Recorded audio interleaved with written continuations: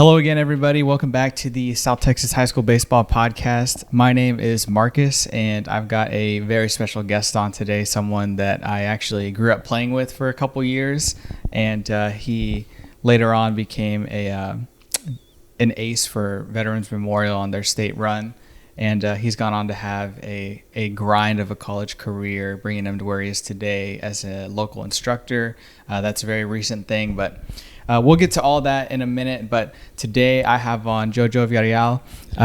Jojo, it is great to see you. I know we haven't seen each other in like at least 6 or 7 years. No, it has been a while. It's been a while, and I think when we played together, we were like 11 or 12. Mm-hmm. You might have been even like 10 or something. Yeah, it was way back in the day. Back in the days when I was hitting. Yeah. Hitter, and you said that was what, like 15 years? I haven't picked up a bat in almost 12 to 13 years. I haven't picked up a bat, so.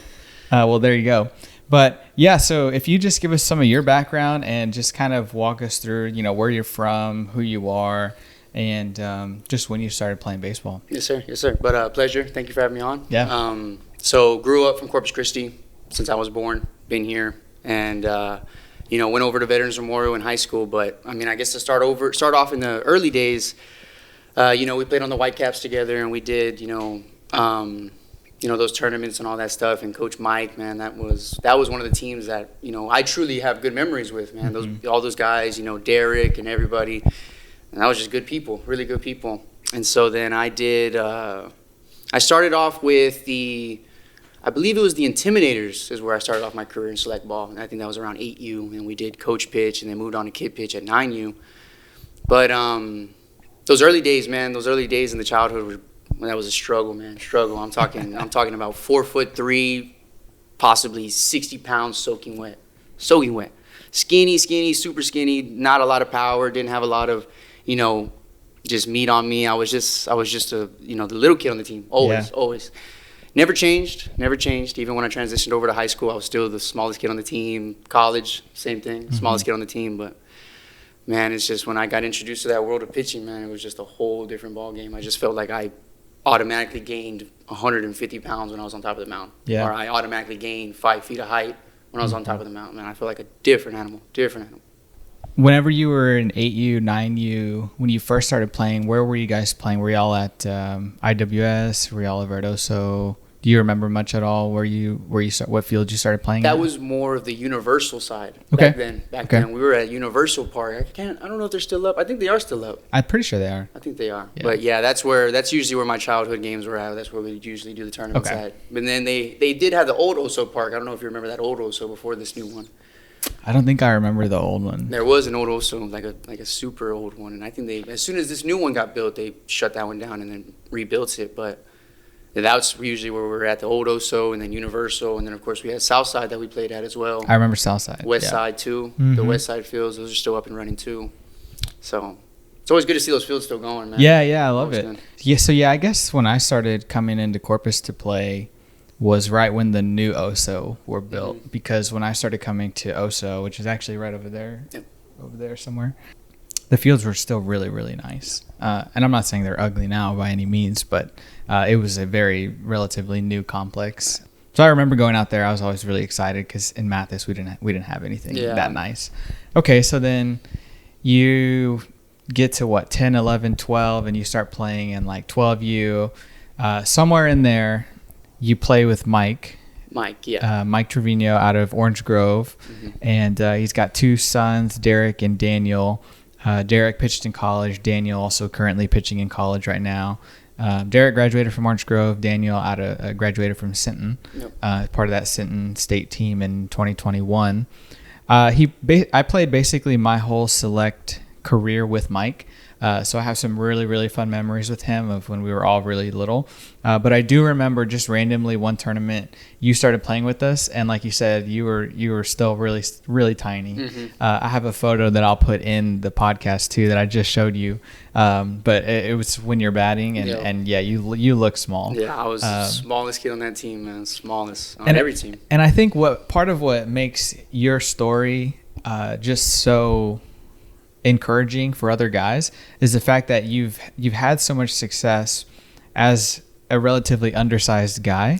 But like you said, when you're a pitcher and you're up there, if you have the confidence and you have the know-how, the skill, and the ability to throw strikes, to locate, you don't have to throw the fastest. You just have to be able to go up there and perform. Exactly. And I think you've done like a beautiful job of that at every level you've played at, because like you're pitching in the state tournament against a Forney team, and like you guys are competing, and then you go on and you pitch junior college, you pitch D1, but again, like you said, you've always been the smallest guy on the team, so it's no accident that you're up there pitching for these teams. You've figured out how to efficiently create power and throw strikes and locate. So that, I think that's what really, really makes you special in that aspect. And now I imagine that's one thing that you're passing on to these guys that you're teaching now and instructing how to use your body most effectively. I think we probably stopped playing together, like 14, 15. Like we only played together for like it was a short time. Yeah, it was like maybe 2 years.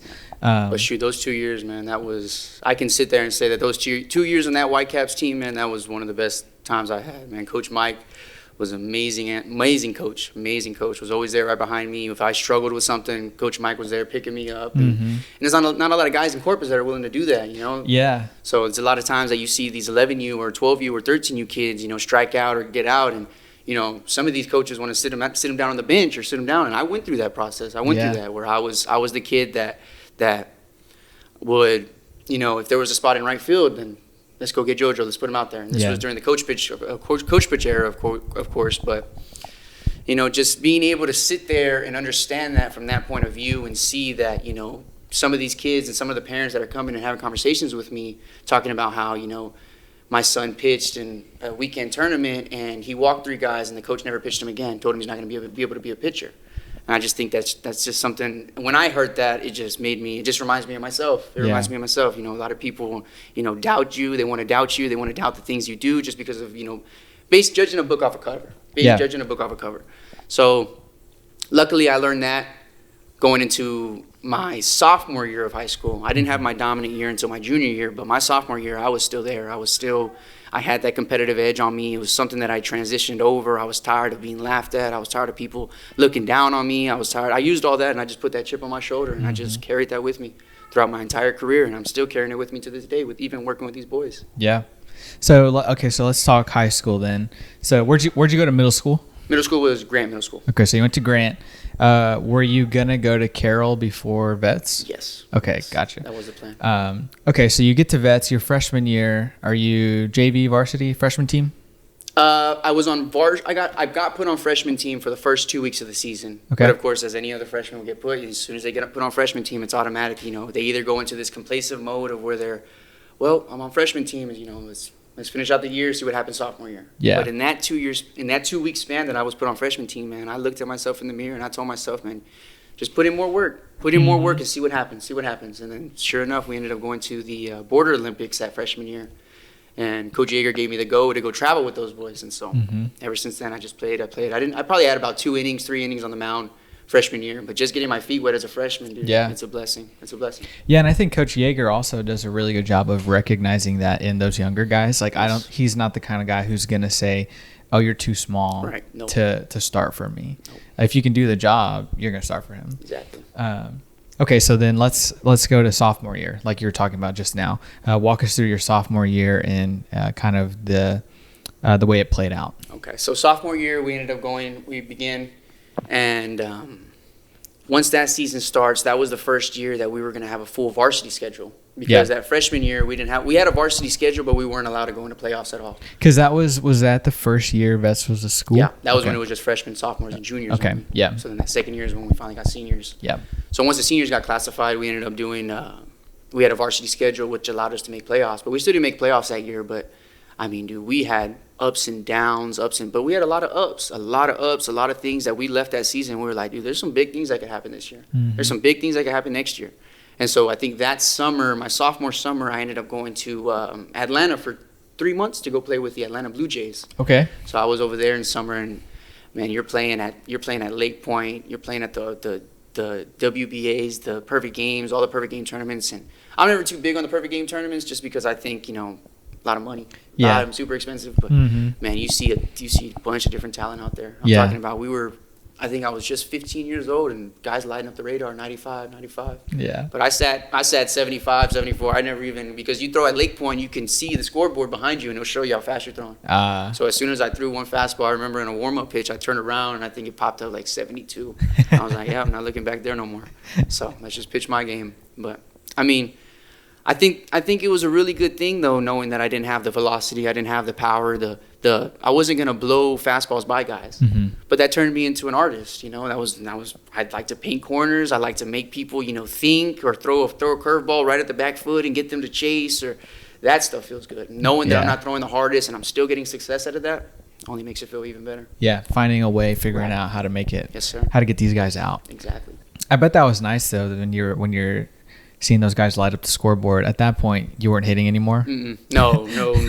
I was afraid to get hit, so no, I was not hitting at all. Yeah, you didn't have to worry about the 95s, 94s. So that's nice.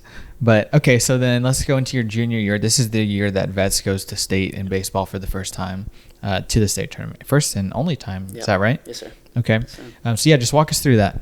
So junior year begins, and, of course, that's the year that my grandfather passed away. And my grandfather was a great man, Vietnam veteran, just standout guy, and his name was Raimundo Gonzalez. And man, he was at every single game from when I started, and I think when he passed away, that kind of put a big chip on my shoulder, you know, knowing that, well, shoot, I know my grandpa got the best seat in the house now. So every time I stepped on that mound, I say my prayer, I say my thing, and I even before that season, I think he passed away sometime in June of that year, and so leading up into August, we started picking up again and started practicing. And of course, Coach Yeager and Coach Reeder came up to me and told me, you know, if you need a little bit of break, take your time. But something in me told me that's not what he would have wanted me to do. So I kept going. And sure enough, man, I just felt it was like every time I stepped on the mound, like something was just shining on me. I had somebody with me. I can't even explain it, the way that I felt that success my junior year. But it was a great feeling. It was a time where I think we had a playoff game against Bernie. I don't know if this was round 4 or round 5. I think it was round 4. And I believe it was like 3-5, 3-7, something. We were leading big time. And I gave up a 2-run bomb to Jonathan Childress, dead center at Cabinets Field. But I remember Marty Smith talking to me after the game, and he was like, dude, I saw you give up that home run. And as soon as you saw that ball go over the fence, your next reaction was you looked right at that umpire with a smile on your face and said, give me a ball, Blue. I got to go back to work. And that's exactly what I did. Not letting those things, you know, those little errors, you know, get in my head or dictate how the game's going to go further on. Because as a pitcher, you're in control. Yeah, no, I totally relate. I remember one time I was pitching against, we were playing the Oso Tigers whenever it was like that group of kids that was going to go to Carroll. I remember that team. This was like 2012, I think. And we were playing in Portland at the Pony Sectional or whatever it was. And I was pitching, and I think his name's Ian Miller. Ian Miller, yes. He went to Veterans. Yeah. Ian Miller. I threw him a hanging curveball, and he hit an absolute tank off of me. Like, it reached the road from wherever that field was. I wish I had a picture so I could show the scale, but I just remember seeing it fly, and I was like, that's impressive.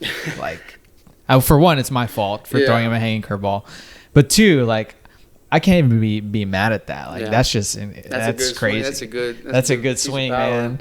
But like, yeah, it's like you say, you're in control. So obviously you want to perform well, but controlling your attitude is a big part of it. And I think learning how to control your emotions in a healthy way when you're on the mound is really beneficial. So like you said, you looked at the ump and smiled, like, I got to go back to work. Exactly. You know, very similar thing. Like, this dude just hit a tank off me.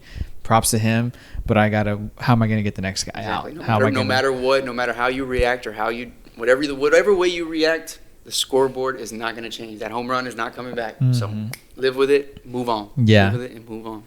Okay, so then walk us through the playoff run for when, or I guess kind of at the point in the season that you guys go to state, when you realize, hey, we have a real shot to make a deep playoff run. That was against, I believe that was in round 2. Round 2, we played against King High School, and I believe they were leading going into the 7th inning. Like, they had that game in the bag. I pitched that game, too, when they had taken me out. But we had something that happened in that game. I remember, though, Dalen Pena was a real big piece of that puzzle for that junior year team. Big piece. And so he ended up shooting a shot down right field line that scored 2 runs and ended up putting us back in front. But I remember we were sitting on the end of that dugout, man, with 2 outs, and we had every thought in our head, like, shoot, man, this could be it. This could be it. And sure enough, man, Dalen comes up, and that dude just kept the run alive, kept it alive. Yeah. And then so you guys beat. Is it Kerrville in the regional? Kerrville-Tybee was the round 5 to go to state. To go to state, yeah. Okay. So then you guys are in the state tournament. Coach Yeager tells you get to start. Mm-hmm. Yep. What were you thinking at that point? Just another playoff game. Another playoff game? Because you want to take the big moments, and you try to make the big moments any bigger than what they are. You're not gonna have as good of an impact as you think you will. Mm-hmm. Take every moment as it's the same. It's the exact same moment. Nothing's gonna change. My routine didn't change. And Coach Reeder, my pitching coach at that time, did a really good job of helping me train, helping me get ready for my games pre-game. And I remember he left me with a book when I graduated, and in that book it talked about how just be who I am, be who I am, and how I do my thing. Just don't worry about other people. Just continue to do and worry about myself. And that's really what I did. And Coach Reeder did a really good job of preparing me for that year. So then in that state semi game, you guys lost to Forney, but y'all were playing against like a couple A&M commits. Yeah. Is that right? Engler, we had Mason Engler. Mason Engler started that game, and he's with the I believe he's with the Detroit Tigers right now. He's in their bullpen. Okay. He's in their bullpen. But I remember when I saw him on that mound over there at Dell Diamond, man, scrawny little guy. Still lighting up the radar, 96. Mm-hmm. But I remember I turned on the game the other day, and I saw him pitching, and dude, he looked massive, massive. So whatever they're feeding him over there is working. But now he was crafty, and I know he got drafted by the Rangers that same year whenever we played him. So it was like we saw him, and we knew he was going to have a really good performance. Yeah. But the thing that I can say, though, is that going into that 6th inning, I think he had maybe 4 hits he had given up, and I was at 3 or something. So he gave up more hits. Yeah. So I kept that in here. And so what was the final score for that game? Was it like 5 to something maybe? I was there. I can't remember the score. I think it was 3-1.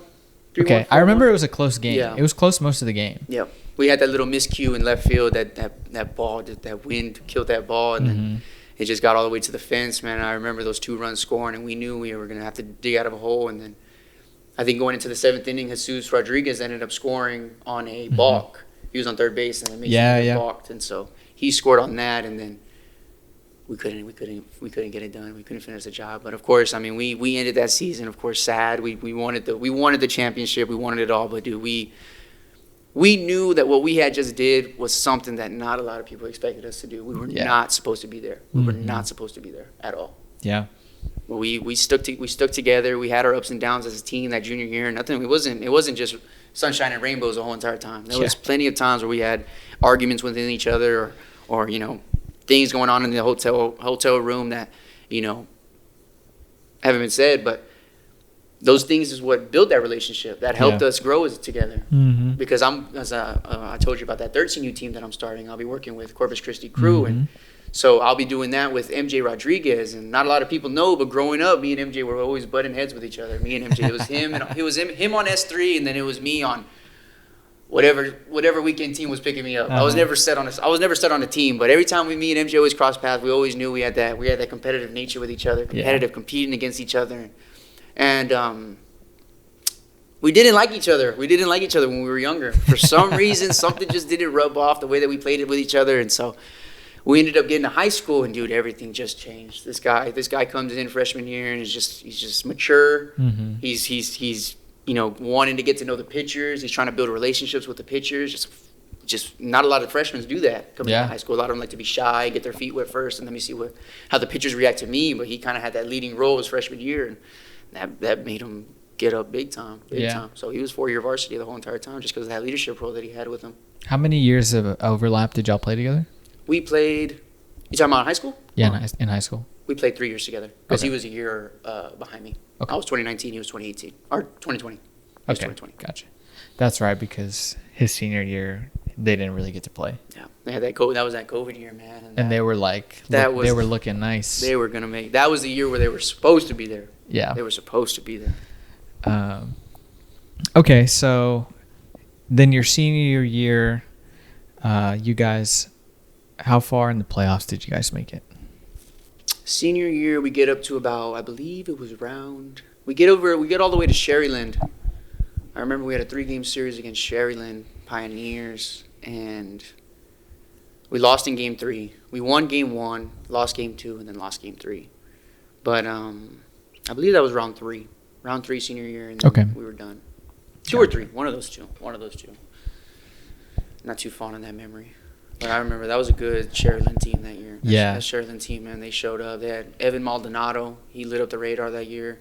Kobe Andrade. We had Kobe, too. Kobe was lighting up that radar. I remember I was gunning him back there, and I think he had topped that at 92, 91. Man. So he was up there, too. So then looking back on your high school days, what would you say is one of your favorite things, not just from high school, but I think playing for Coach Yeager specifically?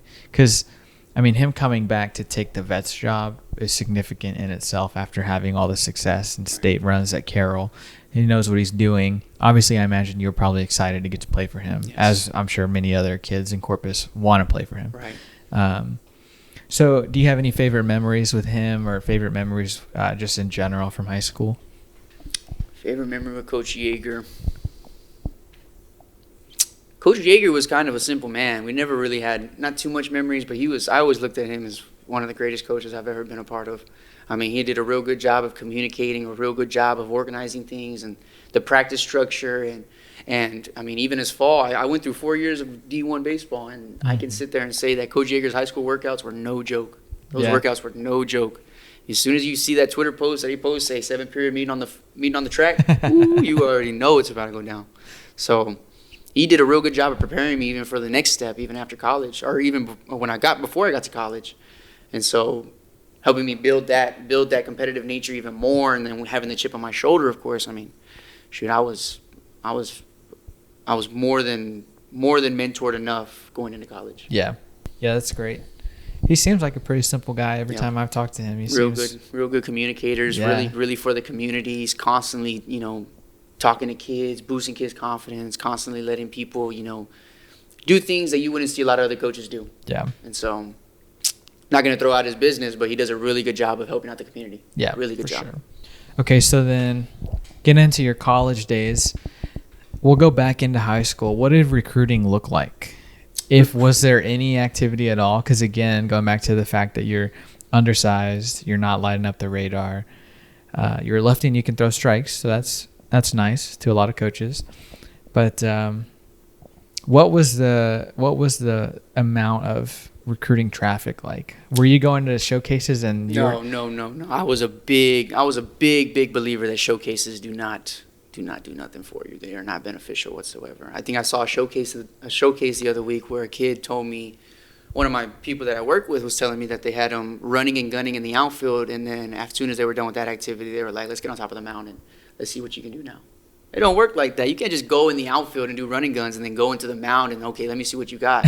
Because those coaches, it's a showcase. So those coaches are writing those numbers down, but you're not at your best state. You just finished throwing 93 miles per hour from the outfield. Then you want to come back to the mound and, okay, let me see if I'm fresh again. I don't think that's right. But, yeah, I never did showcases. With the Atlanta Blue Jays, that was the only time I ever touched perfect game. Growing up, I didn't touch perfect game until I was 15 years old. Mm-hmm. That was the only time that was when I first started a perfect game tournament. And no, a perfect game tournament does not mean that you're going to go to a Division I or a Division II. You can play in any other tournament that's in the city, in Corpus Christi or whatever, and you're still going to get the same notice that you would get out there. Mm-hmm. Truthfully. And I think the biggest thing that helped me in my recruiting was social media. Me posting my videos, me posting how I did, and that really took off, and that helped me out big time. Mm-hmm. But I think that junior year was when I got my scholarship to Alum Community College. Okay. It was right after the state game. I got a phone call going up the steps. It was way too soon. I don't even know. Of course, my dad, you know the way my dad is. So he was real quick, gave me the phone. I looked at the message, gave him a phone call. We talked for about 5 minutes. I was still going through the emotions of the loss, so I wasn't really all there. But that coach, Coach Mark Partita, he's with the Cincinnati Reds now. He's an area scout with them. Okay. And so he ended up helping me. He offered me what he offered me, and it was a great deal. And so I took that offer. I had only Alvin Community College, and I had Stephen F. Austin. Those two. Okay. Those are my two offers for that junior year. I ended up deciding right then and there, man, I am a JUCO boy. I know I am. I'm a JUCO guy, and I had Ryan Benavidez. Yeah. He helped me out big time. He went to Alvin Community College, and so he was real fond of them. He talked to me. He gave me a good idea of what to expect leading into that freshman year, and so when I got there, it wasn't something. It was new, but it wasn't anything that was truly surprising. Yeah. So, but I remember that those two offers, that Alvin offer was really good, and that was a really good organization, a good program, that Alvin one. Over the course of your senior year, did you get any other offers? No, I think I might have been, a lot of colleges might have been set. I think a lot of colleges knew too that I was going to be going to the JUCO route. Okay. I was still in that skinny frame. And still wanted to get more development, so I think they knew that the JUCO route was probably the best place for me right now at that point. Yeah. So then, okay, so you go to Alvin. You're there for 2 years, 3 years? I was there for 2 years because that first year was the year that COVID hit, so they shut down the season for us too. But they ended up giving us that year back too. It was a big old deal that was going on. Yeah. But that thing messed up a lot of that messed with a lot of players. It did. Yeah, it really did. Truly. And even still, 4 years after COVID, they're still granting a few COVID years of eligibility, that extra year. Yeah, I just seen that too. I just seen one of those. Yeah. But, okay, so you go to Alvin. You're on a college schedule. You're away from home. You got to meet a whole new team. You're only going to be there for 2 years because it is a JUCO. Yep. What was the experience like, and what were some of the struggles early on for you? So the struggle was learning that everybody there is the man of their high school team. I went over there, and of course I had the big head, this and that, first team All-State, this and that, and then as soon as I said first team All-State, there was another picture. Oh, you got first team All-State? And I was like, yeah, me too. Oh, you got first team All-State? Yeah, I got first team All-State too. Everybody got first team All-State. Everybody was the man of their school. Everybody's the man. Once you transition over to college, it is. You're going from that senior 17, 18 years old to going to JUCO, to where you find guys 23 years old playing. Yeah. 22 years old playing. Those are grown guys. And so you're learning how to compete at a quick pace, how to pick up where those older guys are. And so I think that was something that helped me real big, real super big. But freshman year of Alvin was not the best. I only had about maybe 7 innings on the year before they ended up shutting us down. I remember I had a really good game against Laredo Community College before it got shut down. But we had a game against McClendon. I haven't told a lot of people about this story, but we had a game against McClendon College where I went in for an inning. We played it at San Jack. And so I ended up giving up like 6 runs in 1 inning. Terrible outing. But that's when you truly learn that this is a business, man. It is a business, because as soon as we got back to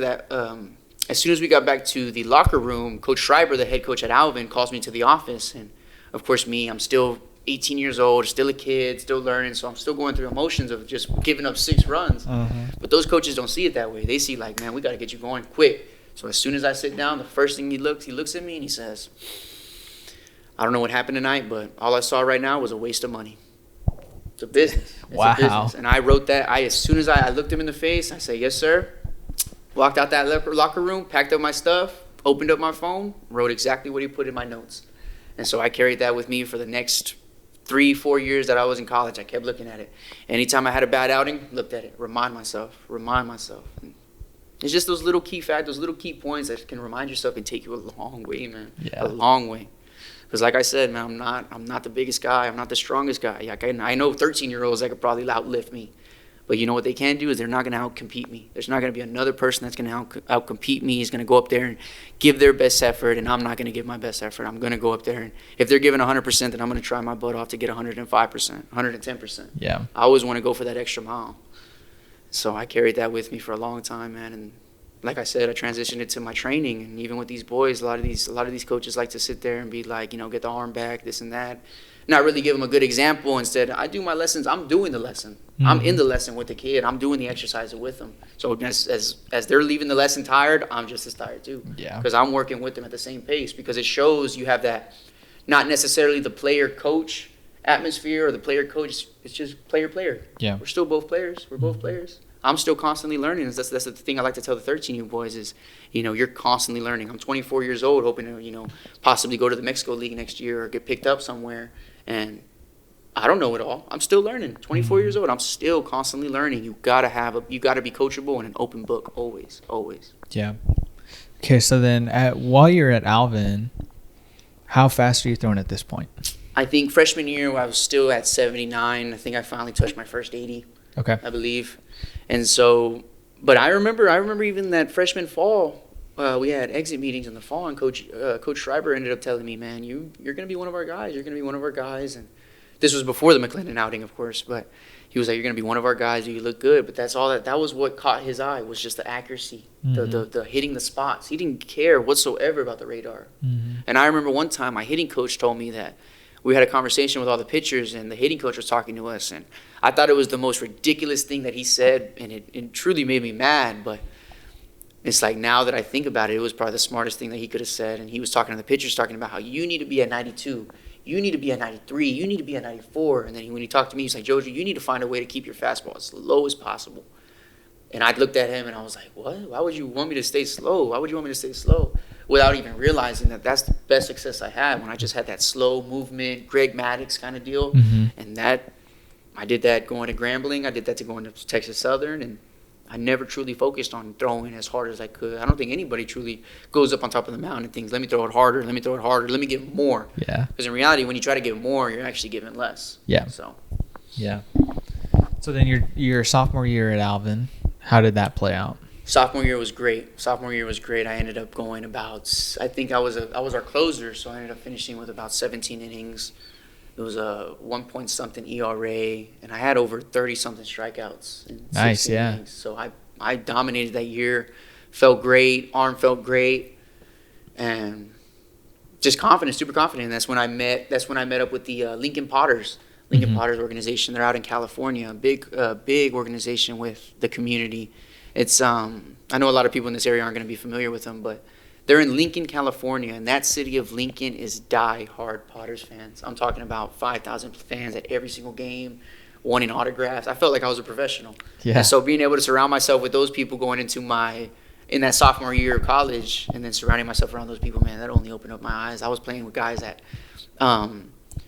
got picked up in the first round. I played with Garrett Forrester. He got picked up in the second round with the Pirates. Just a bunch of different guys. You're playing with guys from Arizona, New Mexico State. Of course, I was the only JUCO guy on the team, but they gave me the opportunity to go out there because they liked the way that my videos showed on social media. They liked the way that my pitches moved. Yeah. And so I did that. I did the Lincoln Potters for that summer, dude, and that was great, amazing. Dominated out there in California. Came back, had a really good season. That's that third season at Alvin, but it was technically my sophomore season. Yeah. Just because of the COVID year. Ended up committing before the season even started. I committed to Grambling State University, but I got picked up to do the All-Star game for the JUCO, and so we did that at DBU. That was a great time. That was when we had Coach Schreiber, our head coach, but that one weekend he made it seem like he was just the best dad in the world. So we stayed at a hotel and we had Chili's off to the side. And so we would text him like, hey, can we go to Chili's? And we're 21 at the time. Like, we're already older. So he's telling us like, yeah. And then he was like, take a picture of y'all there. And so we take a picture and we send the picture off to him. And he's like, good job hiding the beer. Just thinking that we're over there buying beer and stuff, just being a dad. But it was funny. Coach Schreiber, even though he told me what he told me about all I see right now is a waste of money, man, that wasn't something that I looked at him and was like, man, you know what? Screw you. I'm going to prove you wrong. No, I took that and I said, yes, sir. That's what I want to hear. I don't want somebody to baby me. Don't beat around the bush. I don't want a coach to ever beat around the bush with me, ever. If something's going wrong, something's messing up, I'm going to let my kids know. I'm going to tell them what I think is wrong, because as soon as we jump on that issue, we get it covered, get it taken care of. Just like that. So at what point did you move into a more of a reliever role? And did you stay that as a reliever in your next 2 years of school after Alvin? I had, of course, Veterans Memorial, starter, all 4 years, transitioned to the reliever role, and stayed in that reliever role the whole entire time. But I grew fond of it. I loved it. It was just a different emotion, just because, in the starting role, you get 30 minutes pregame, 45 minutes pregame to warm up, stretch, all that stuff. But when you're a reliever, you don't know when you're going in. You don't know when the time's called. And I think that kind of put me at an edge where I was like, damn, like they called my name the first time to do a relief job, and I was like, well, let me do some J-bands real quick. No, you got to get going. And I got going. I went, I started throwing, got good. And I was like, yeah, I kind of like this. Just up and going, come on. And so I ended up going into the game, had a really good game. That was against Laredo Community College. And yeah, I loved it. I was never the kind of guy that was like, I'm a reliever, I'm a closer, I'm a starter. Yeah. I was any position, whatever you needed me, man, you call my name and I'm there. You call my name, I'm in that bullpen getting ready. Yeah. A PO, but any kind of PO. Any kind of PO. Yeah. Okay, so then talk about the interest that you got from Grambling. Yeah. When were you first in contact with them? Were they in contact with you? How did that play out? So I had actually that happened in Lincoln, California. There was a game that I pitched in like the middle of nowhere. I'm talking about this field was like beat up. The fence was falling down in the back. It wasn't the greatest field in the world, but I remember I had a really good game. Like there was something in my body that was like, dude, you were throwing some gas today. You were throwing hard today. Probably wasn't, but that's the way I felt. And so I felt really good. And then some random guy comes up to me in the dugout. He's wearing, his pants are down to his knees. His shirt's down. He got the big old chain. He got the hat, the do-rag on. He's talking to me, and I'm like, who's this guy? Must be a fan from out here. And he was like, hey, do you know Davin Pierre? And I was like, Davin Pierre? I was like, no, sir. He was like, I got him on FaceTime right here. He's the head coach at Grambling State University. I have a conversation with him.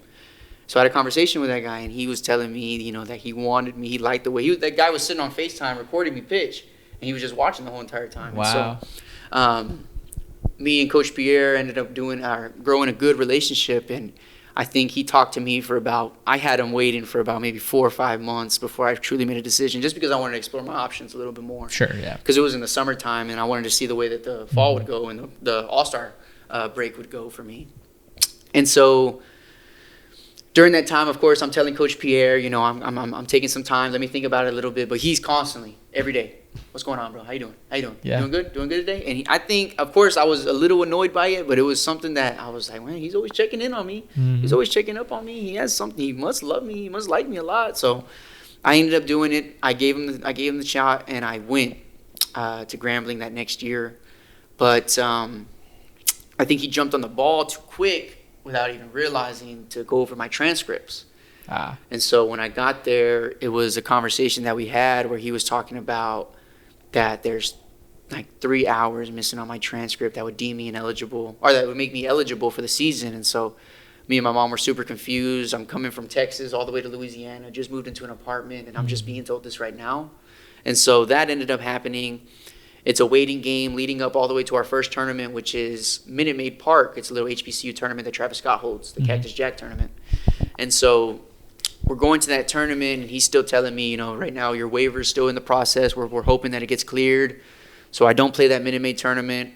2 weeks go by. We end up playing in another tournament at an MLB development park in Louisiana, in Baton Rouge. And so I have a conversation with him again, like, hey, Coach Pierre, have you heard anything? And he says, yeah, man, they got word back that they're not going to let you play this year.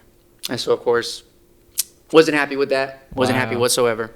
And I loved. I mean, as much as, even though I did leave, even though I did make it seem that it was something that was on them, Coach Pierre was a really good guy. Not just a coach, just a real good people person. Had a real good communication. There was a lot of things that happened. A lot of things that happened behind the scenes at Grambling that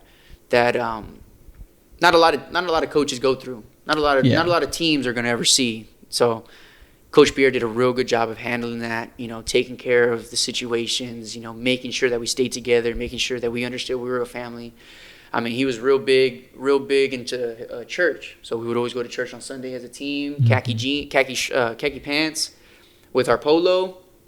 And, even though we didn't have the best of the best stuff, he always made sure that we were taken care of. Yeah. And so he did a real good job of that. And I know, even though I did leave, and, there might be a little bit of bad blood in between that, but Coach Pierre was a really good guy to me. Mm-hmm.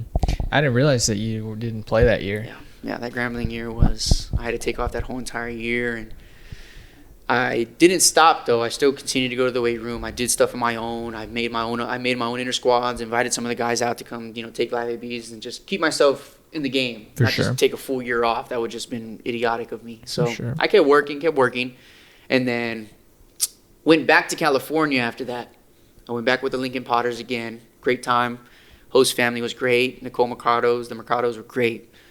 And so ended up going over there, had a great time. Wasn't on my best stuff, but I remember I felt a little nick in the arm. I had a little nick in the arm, a little pain that was going on. And so it was either a decision of I needed to leave and get that jersey replaced with another person, or I keep pitching. Those were my two options. Those were options that the coach gave me over there. And so I chose to keep pitching. I didn't want to leave. I wanted to spend time with my host family. I've known them for 3 years already, so I ended up thugging it out, is what they say. And so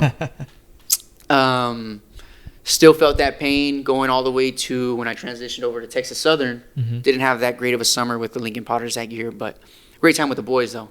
And so ended up transitioning over to Texas Southern. I still had that nick in my arm, but, man, they were excited to have me there. They were super excited. They were ready to see what I could do for that team and produce. And I ended up scheduling myself a doctor's appointment just because I wanted to see what this nick was, if it was tendonitis or this and that. And then, doctors ended up coming back telling me that there was a partial tear in my posterior labrum.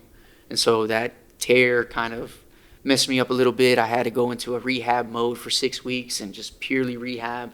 I didn't touch a ball the entire fall, and then I think I picked it up again in a bullpen. There was a bullpen session that I had that Coach Rob gave me maybe 10 pitches, and I threw 9 strikes. Lit it up. Arm felt great, so it just told me that the rehab went great. And so ended up going into the season as our closer. First conference game we played against Southern. I ended up closing that game. But I was one of those guys because he told me before that game, he was like, hey, JoJo, just giving you a heads up that if we run into a position where we're in the bottom of the 9th inning and we got 2 outs and there's a runner on first, I'm putting you in to pick them off. And so we did that maybe 2 or 3 times where he would tell me, hey, are you ready for a pickoff at the end? Can you pick off somebody at the end? Yes, sir. Let's go. So anyways, that ends up happening. That situation ends up happening in the first conference game. We end up getting a runner on first. He puts me in the game. I maybe had at least 3 warm-up throws, but he was dead set that I was going to pick that guy off. Dead set. So anyways, I have 3 warm-up throws in the bullpen, go onto the field. I throw my 8 pitches, all balls. I'm throwing in the dirt. I'm throwing terrible. I'm like, oh, man, I better pick this dude off. So anyways, first leg kick I do, boom, straight to first. Safe. Didn't get him. Oh, no. So I get back on the mound, and Coach Rob's looking at me like, come on, take it easy. You're good. You're fine. We already had 2 outs, so I didn't make the moment any bigger than what it was. But I just tried to hone it back in, and sure enough, I got that strikeout, and then we ended up getting that first conference win. There you go. But just knowing that I can have that somebody can look at me and be like, man, if I need somebody to go just like that, let's give it to JoJo. Yeah. And I always loved that, man. I always loved that. I was never shy. I was never the kind of guy. Because you'll hear some crazy stories in college about guys relievers saying, it's super easy to have an excuse as a reliever. Super easy. A lot of these guys come up and say, man, I only had 8 warm-up pitches. I only had 9 warm-up pitches. I only had 7. Well, dude, you've been in this game way too long. You got to understand that you're a reliever. You need to understand what time you need to get going, what time. You know when you're going to go into the game. Yeah. You know how it's going to go. And so I always did that. It was never a moment where I went in and I was not prepared. Yeah. I was never not prepared. I was always prepared for any moment that called my name, no matter what. Whether I was sitting from the first inning to the 6th inning and then we need JoJo in the 7th, I can get ready in 10 minutes. I can get ready in 5 minutes. 3 minutes, I can get ready. You need me ready in 1 minute, I can get ready. I'll find a way to get it done. But it's so easy to use those excuses of I didn't get a proper warm-up, I didn't get a proper stretch, I didn't get a proper this, I didn't get a proper that. Well, you got plenty of time throughout your day to get that stuff done, man. You got plenty of time. Figure it out. Find a good routine to go over. And so that's the way I always carried myself, and that helped me transition from all the colleges that I've been a part of. So that year at Texas Southern was this year. We're talking like 5 months ago. Yep. 4 or 5 months ago. So what was it like? Obviously, Texas Southern is in Houston, right? Yes, sir. So what was it like moving to Houston? I guess back to Houston because Alvin is pretty close to Houston. But I guess you're more so in the city at Texas Southern.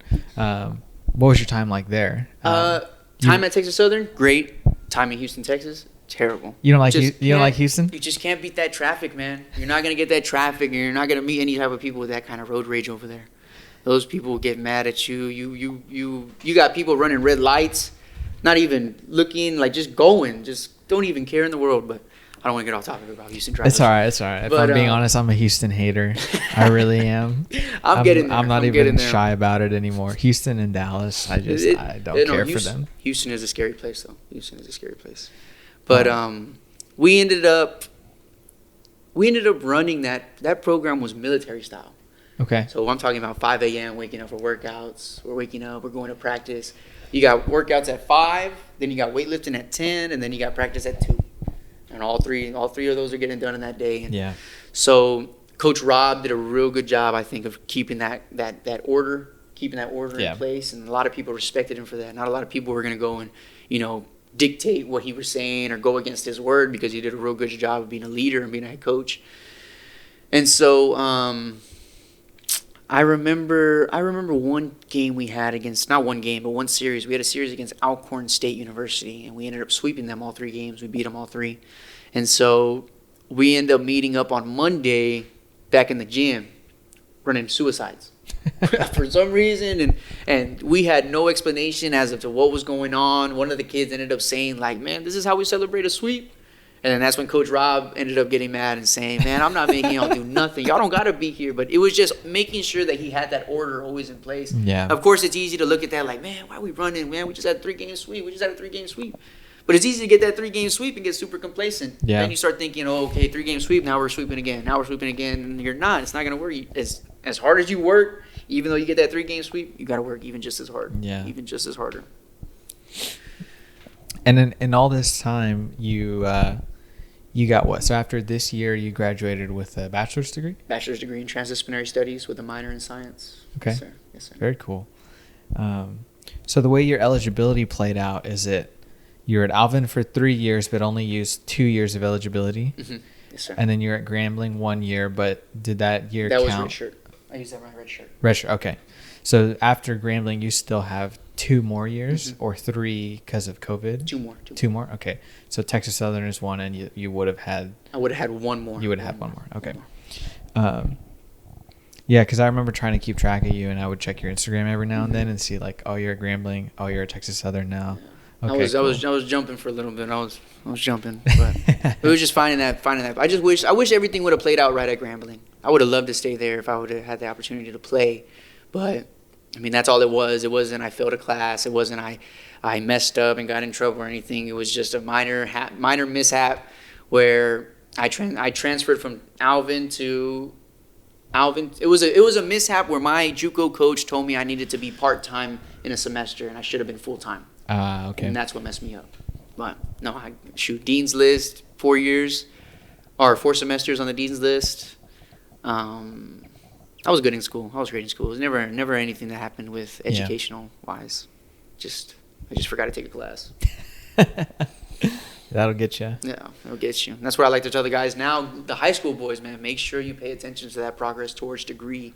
That progress towards degree means everything in baseball. If you're not getting that progress towards degree, you're going to find yourself ineligible. Yeah. Please get that progress at towards least degree. At least you didn't fail. Yeah. You know Aaron Hernandez? Yes, I know. I was watching that podcast the other day, and Sorry, Aaron. I remember hearing that, but I mean that's not something that happens to just one person. That's a lot of people go through something like that. A lot of people, but what a lot of people don't do is figure it out the way that Aaron figured it out. Yeah. I mean, he ended up coming back, had a stellar season, and got drafted in a high round. So yeah, I mean, that's more impressive than failing all your classes, I think. Yeah. Oh, definitely. Okay, so here you are. You're back home. It's August 1st, 2024. What are you up to nowadays? What's taking up your time? What's the next big thing for you? So I have been. I've opened up precision pitching, and so what we do is I'm a big believer in mobility. I believe when it was my second year in Alvin, I met Gabriel Solis, who runs SP training in downtown Houston.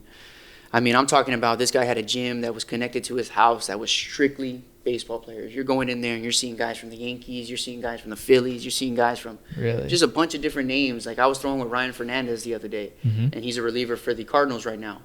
And he just got done finishing with the but he's in there. He's in the pros. He's throwing an inning a game. He's like in the MLB. Yeah.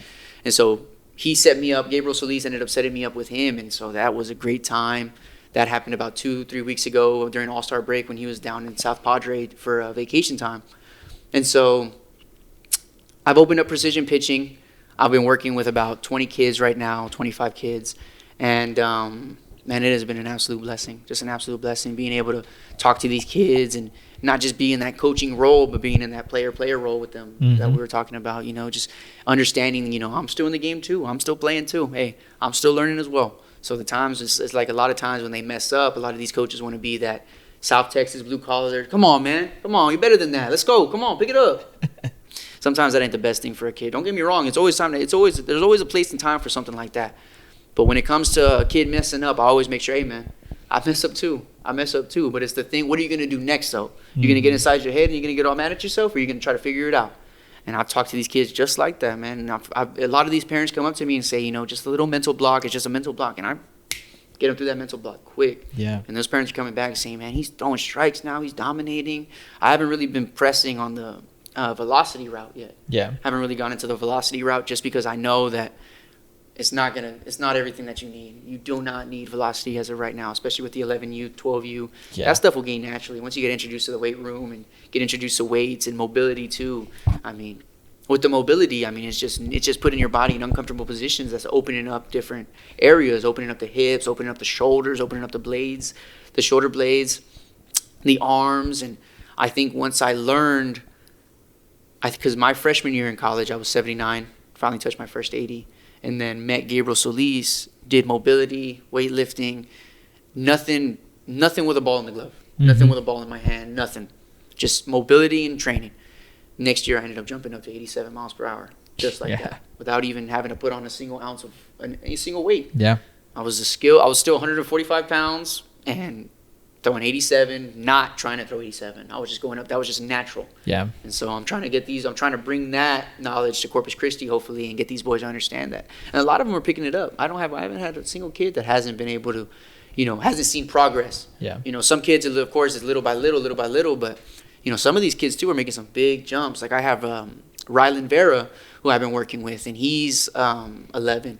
But man, this kid, when I first got him, dude, he was throwing over my head, this and that. And then now I had a lesson with him yesterday. He's just hitting up the zone, dodging the zone, confident every single pitch. And that's something I tell him, man, confident now. You're confident before you throw. Not throwing a strike and, oh, okay, I got it today. No, know you're the best now, before you pitch. Know that there's a reason you're on top of that mountain. Yeah. And so a lot of these boys understand that even at a young age, man. These kids look up to you. And as much as I feel like a kid still, and I still feel like a player, I know that these boys look up to me. So I want to be not just a coach, but I want to be a leader for them. I want to be a mentor for them. Yeah.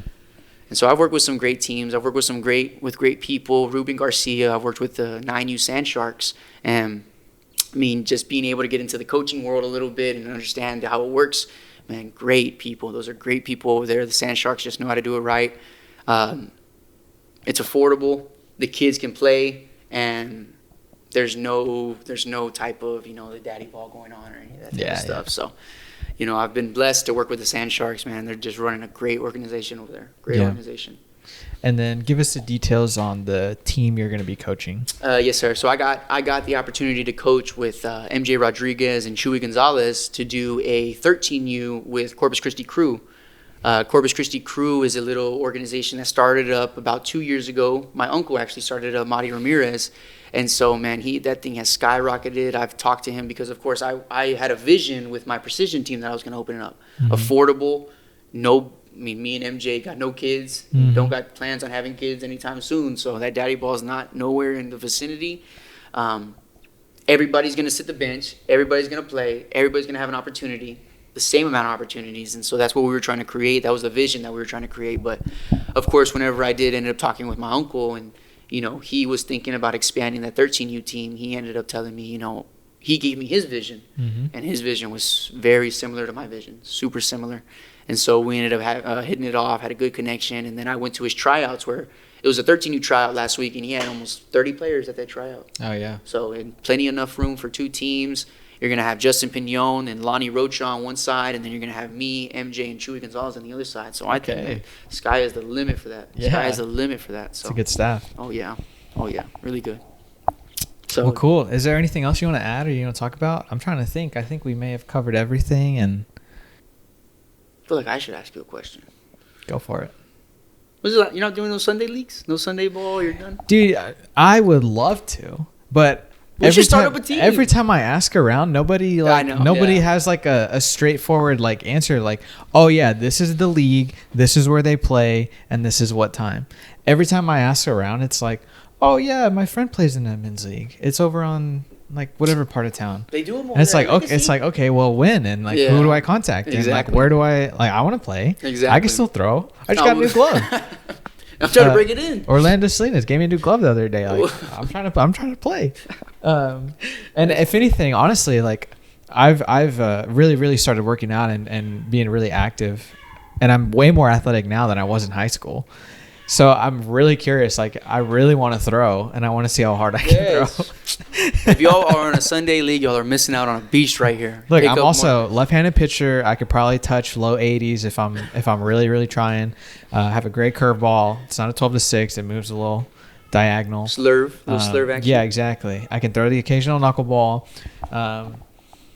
Yeah, if there's a men's team out there, I'm a switch hitter. I'm a center fielder. I'm fast, but I love to pitch too. So if anybody needs that, it's here. That's a good resume. I'm here. That's the resume of the century right there, man. That's what they need. But yeah, I remember I was looking up some 11U tournaments, and I saw a bunch of men leagues going on at Legacy Park. Man, I have to look it up. We might have to start up a little team, huh? Bring back the Whitecaps. I would love to bring back the Whitecaps. We should do it. You know, one of the things I loved about playing with the Whitecaps was like, nowadays I think it's more common nowadays, but back then every few teams would be like a real close-knit grouping of kids that were going to go to the same school. For example, Oso Tigers. Another example, the Sand Crabs that like Blake Mitchell and Jaquay Stewart played on, the Sinton guys that like really played their whole lives on the same team together and like all go to school together. Right. And like state champions. Oso Tigers, deep playoff runs, right? The Whitecaps, it was like Orange Grove. It was like 2 guys from Mathis, 3 guys from Orange Grove, Refugio, guy from Corpus, Refugio, Bryce Sima from Portland, Brian Juarez from Alum. It's like we get all these guys playing together, but like unless we all transfer to the same school, which is not going to happen. Exactly. But the thing is, we had a great time too, man. Yeah, it was so much fun, man. Just like low pressure, just playing baseball, like. I don't know. That was Coach Mike. The way Coach Mike ran that, man. He's just always calm and collected.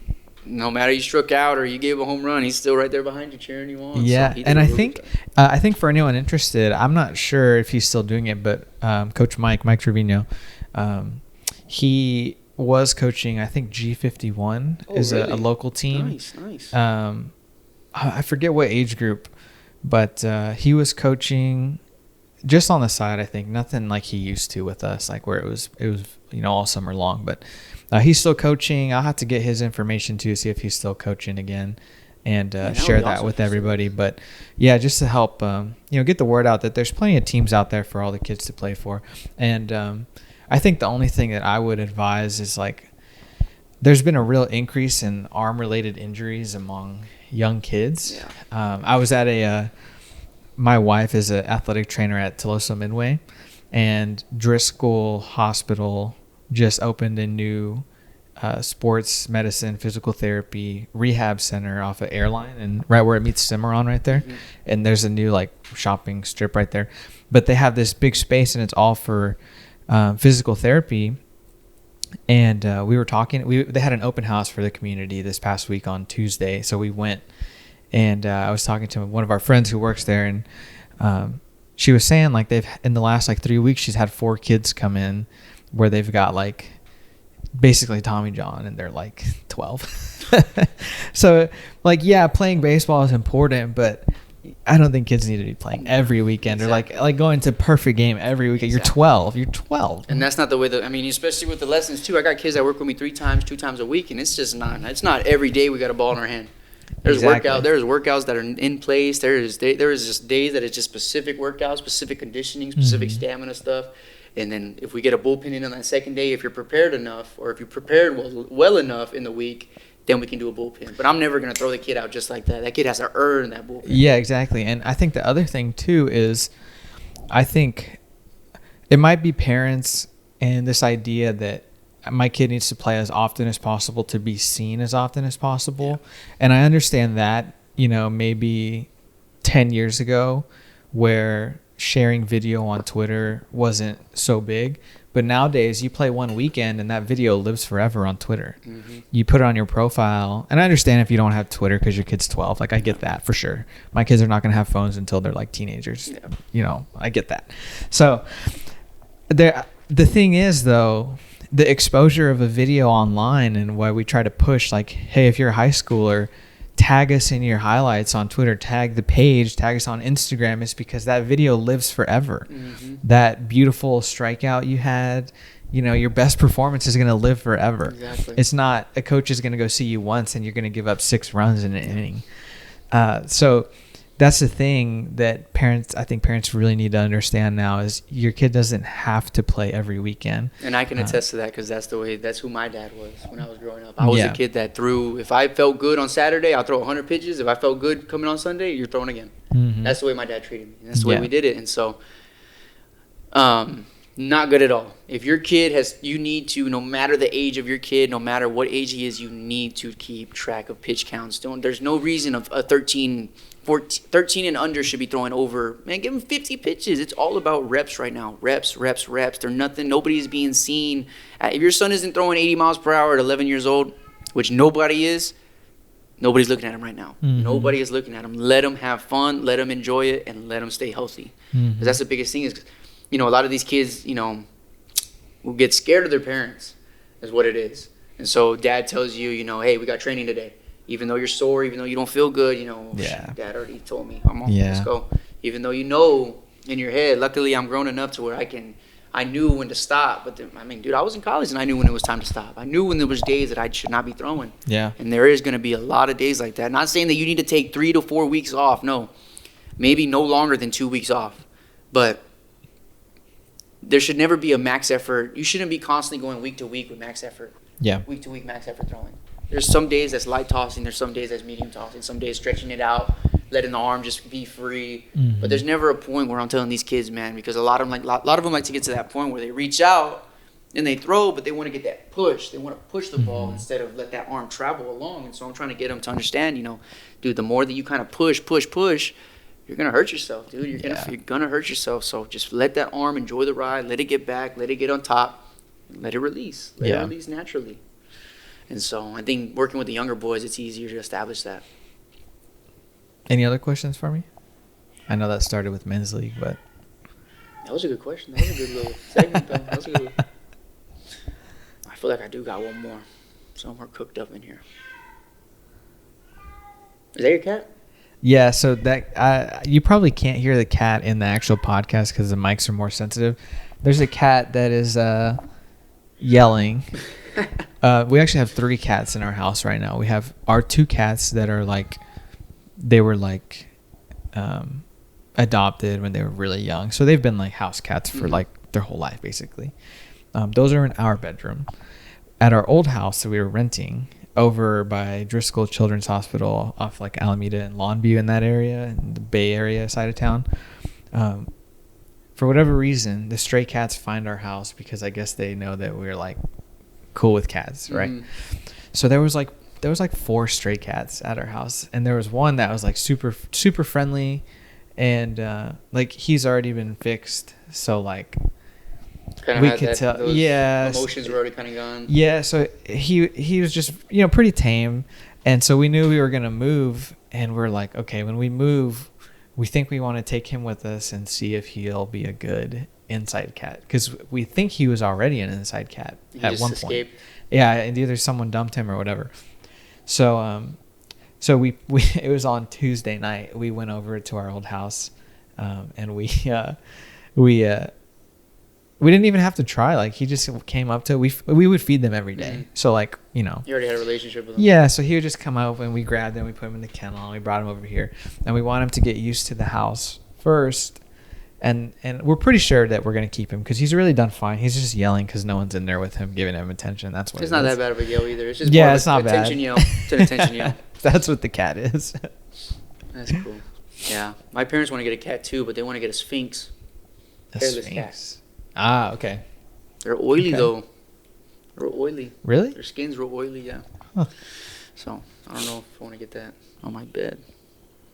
Well, if we're talking about cats, we're probably Probably done talking about baseball. Yeah. Right. But I'll make sure to include your contact information in the description on YouTube and Spotify, and I'll be sure to share this with all the parents I know and Yes, a lot of the young guys that might be wanting some pitching instruction, and with an emphasis on mobility and learning how to efficiently use your body, control your body, and create power with the frame that you have without having to, get into the worry about bulking or whatever. Yeah. So yeah, I'll be sure to push that out. Yeah, and what's this I heard you say about wanting to go play in Mexico? Oh yeah, that's the hope, that's the dream right now. So hopefully, if I can get this shoulder taken care of, I think I will. But I know there was an opportunity for me to go out to Mexico and go play, and kind of fell through with the injury, and that kind of died down a little bit. But I know it'll still be there. I know that if I get this arm back in shape, I can. Sky's the limit. Yeah. Sky's the limit. But good.